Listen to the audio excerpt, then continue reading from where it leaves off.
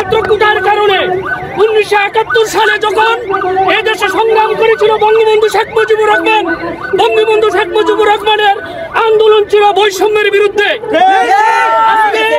স্বাধীন হয়েছে দেশ, ৫৩ বছর হলো স্বাধীনতার পর ওই বৈষম্য আজ বাংলাদেশ থেকে দূর হয়। তার একটি বড় বিরাট বড় বৈষম্য হচ্ছে বাংলাদেশের চাকরি ক্ষেত্রে কোটা ব্যবস্থা। এই কোটা ব্যবস্থা যদি দূর না হয়, সোনার বাংলা হবে দূরের কথা, রূপার বাংলাও হবে না। কেন হবে না?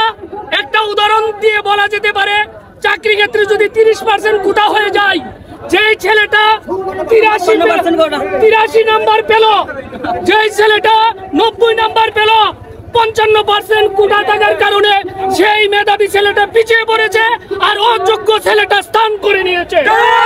তার কারণে আজ হাসপাতাল কোন, বড় বড় সেক্টর কোন, অফিস আদালত সচিবালয় পর্যন্ত, আমলা পর্যন্ত আজ এই অযোগ্যরা দখল করে আছে।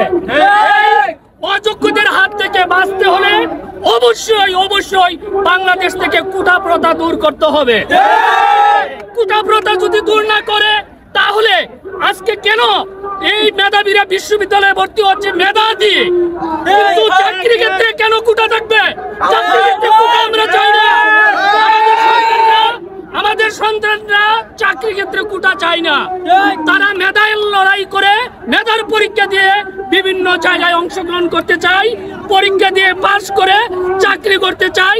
যে পাস করবে, যে মেধা দিয়ে এগিয়ে যাবে, তার ওই চাকরি হবে, অন্যথায় অন্য কোনো পন্থায় হতে পারে না। অন্য কোনো পন্থায় হলে যারা অযোগ্য ডাক্তার হবে, অযোগ্য ইঞ্জিনিয়ার হবে, অযোগ্য আমলা হবে, অযোগ্য চাকরিজীবী হবে। এই এখন বর্তমানে যা আমরা দেখছি, প্রধানমন্ত্রী থেকে শুরু করে আমাদের মাননীয় প্রধানমন্ত্রী একবার সংসদে বলেছিলেন, আমি কোটা প্রথাই চাই না। আমরা আমাদের সন্তানরা এই কথা শুনে অনেক খুশি হয়েছিলেন যে আমরা কোটা প্রথা চাই না। সে আশা রেখে আমাদের ছাত্র সমাজ এবং আমাদের সন্তানরা আর আন্দোলন করে নাই।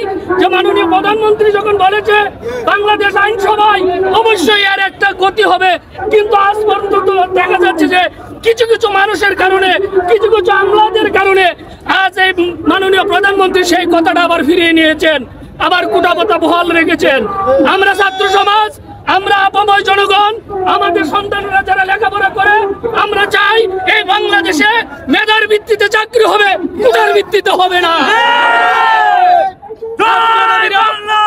আজ মেধাবীরা দেশে নাই, আজ মেধাবীরা দেশে নাই, মেধাবীরা চলে যাচ্ছে দেশ থেকে বাহিরে। আজ বাংলাদেশটা কি অবস্থায় আছে?